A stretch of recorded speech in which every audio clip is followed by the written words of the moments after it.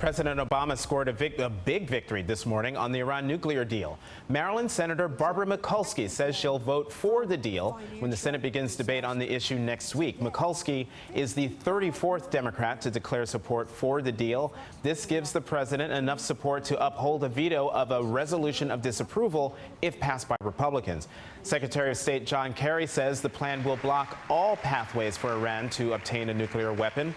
Former Vice President Dick Cheney, though, doesn't buy it. He says not only will Iran be able to keep its nuclear capabilities, but neighboring countries will arm themselves in defense. Basically the weapon states, and here we are sanctioning, giving enrichment capability to the Iranians. It will directly lead, I believe, to an arms race in the Middle East. The Saudis, the Emirates, others are not going to stand by and watch Iran acquire nukes and not have some of them themselves.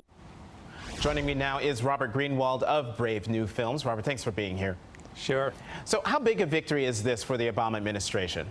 Well, it's a wonderful victory for the administration, but even more importantly, it's truly a victory for safety, for security, for all people around the world, where hopefully by a negotiation, by a treaty, we will see and learn you don't have to go to war, we don't have to spend trillions of dollars, thousands of people don't have to be killed and maimed, and that's an enormous, satisfying, and very exciting moment for all of us, and all of us should be celebrating that. But Robert, what do you make of Vice President Cheney's comments about an arms race in the Middle East?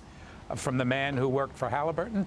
I think that his comments about an arms race have nothing to do with reality.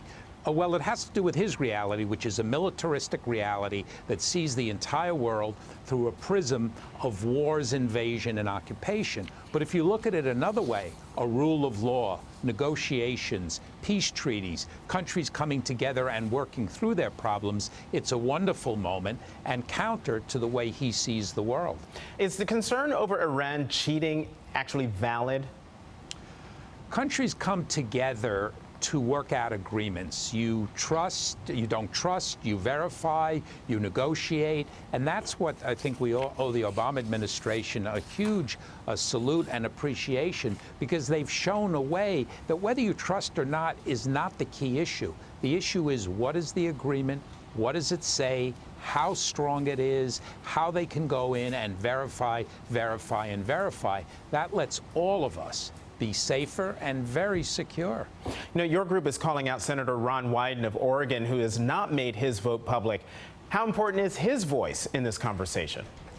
Well, it's important in that he represents the people of Oregon, and at least speaking for my relatives who live there and their friends and colleagues, they're shocked to discover that the senator who went against many of the people on trade is also now considering going against his constituents.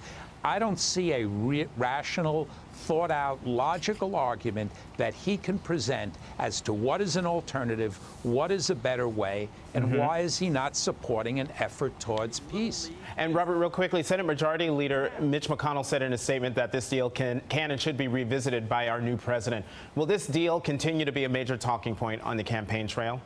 Well, I hope it's a major talking point in the sense that I hope in the debates and the presidential primaries we're discussing our safety and our security. What is the way to safety and security? And on that note, got to let you go. Robert Greenwald, thank you very much.